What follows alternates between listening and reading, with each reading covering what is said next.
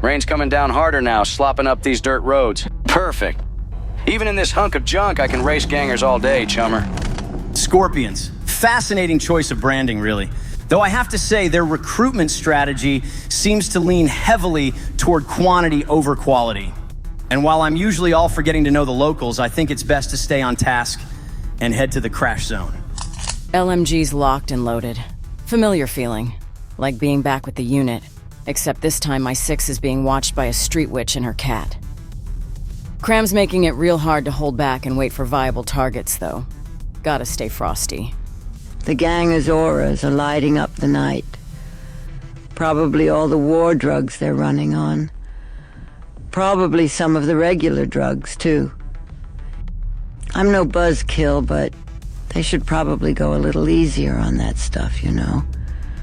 You can tell a lot about a rigger by their vehicle maintenance. The van's nothing special, clearly a backup plan. But those drones have been maintained with the kind of attention to detail you usually only see in corporate R&D labs. Our friend Chuck might be down on his luck, but he hasn't let his standards slip where it matters. I can work with that kind of professional pride. My babies take to the sky. 3 beautiful birds of prey, their sensors cutting through the darkness. What you seeing, babies? There they are, dune buggies coming in hot. Time to thin the herd. First time in a getaway vehicle, where the driver keeps talking to his drones like they're his kids. Come on, darling. That's it, sweetheart. Show Daddy what you can do. But Rufus says his aura's steady as a rock. Those are military-grade combat drones running civilian protocols. Someone's been creative with their licensing. Smart. And the way he's got them deployed, that's not something you learn hauling cargo. 2 on point up high, 2 watching our 6. That's convoy protection doctrine. Where'd they find this guy? Don't tell me he learned all this hauling sewage. These drones, this ain't even my best gear, not by a long shot. But they're reliable. Like old dogs, they might not be best in show, but they know all the tricks. And right now they're giving us eyes in the sky, and damn it. Gotta recall that jammed one. Nobody's perfect. The drones open up first. Beautiful thing. Watching those frags light up the night. One drone jams, though. Happens, I guess.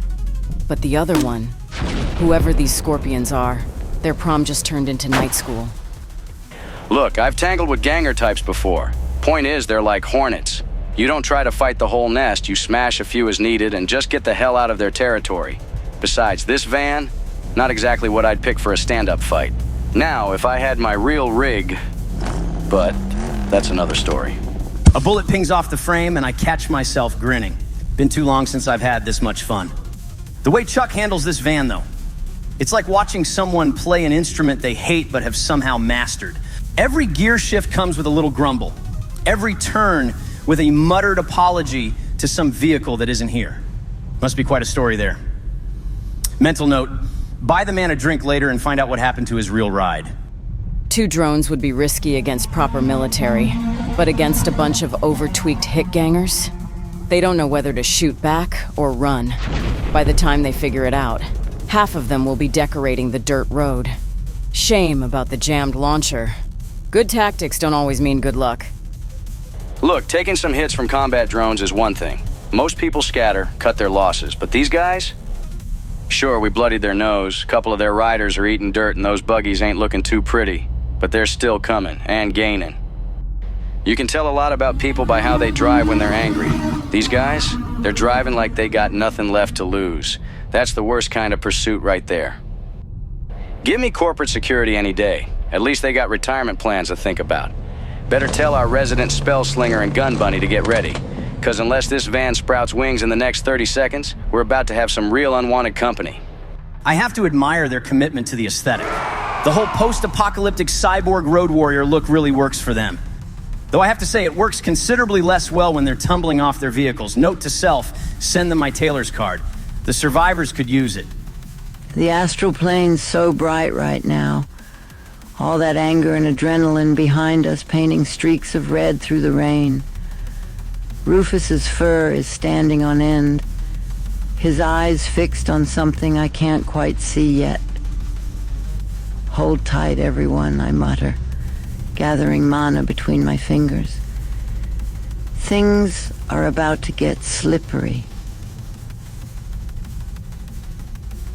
Did I say that out loud? I'm pretty sure I said it out loud. Anyway. Before I can stop her, the Heyoka's hanging out the back of the van like she's checking the weather. Just hanging there. Casual as anything. That ratty coat of hers flapping in the wind. Rufus. Yeah, I learned the cat's name. He's just sitting there, tail curled around her boots like he's anchoring her or something. Then I feel it.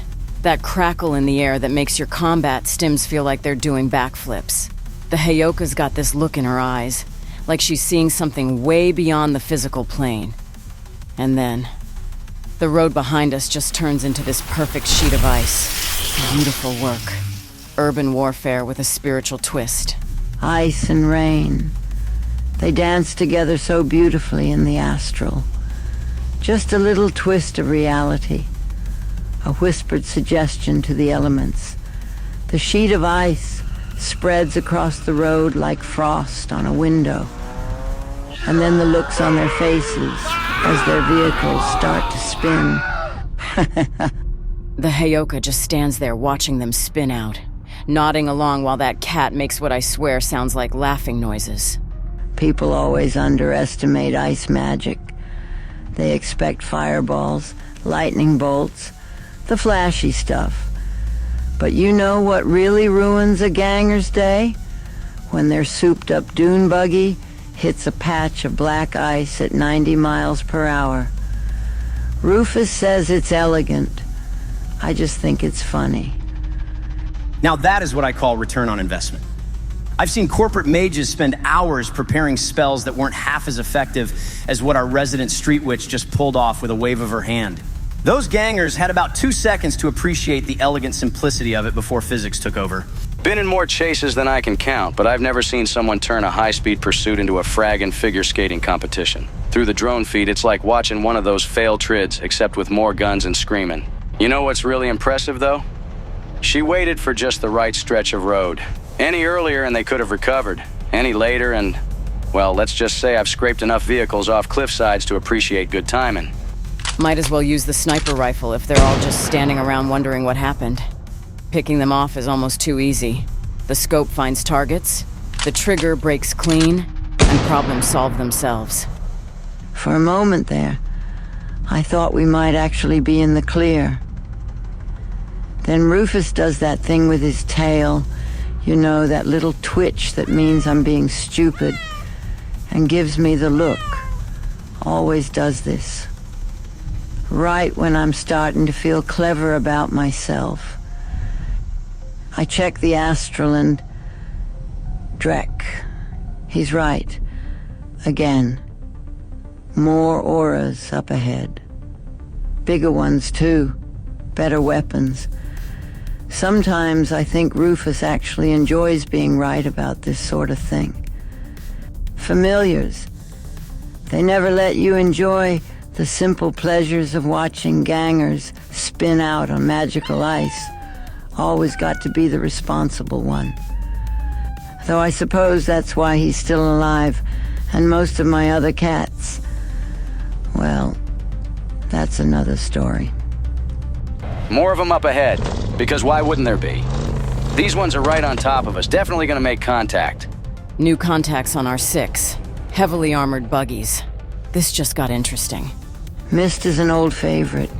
Simple, effective, and it really adds to the ambiance. It rises like a curtain at the opera. The LMG comes alive, its song drowning out everything else. Tracer fire cuts through the Heyoka's mist. Faint sparks ricochet as it tears into their armor. I'm just giving them something to think about. Backing them off. For now. I have to say, Nahi's machine gun is somewhat ruining the mysterious atmosphere I was going for. Still, can't argue with results. I find Chuck's emergency stash. Weird bottles, but good whiskey, surprisingly. Take a quick pull before leaning out the window, assault rifle braced against my shoulder. The seatbelt around my arm is definitely going to wrinkle this suit, but some sacrifices must be made for art. The elf-faced designer suit probably worth more than this van hangs out my window like he's filming some action trid. Guy's got decent trigger discipline too. Taking aim shots while hanging sideways out of moving vehicles ain't exactly easy. Trust me, I know.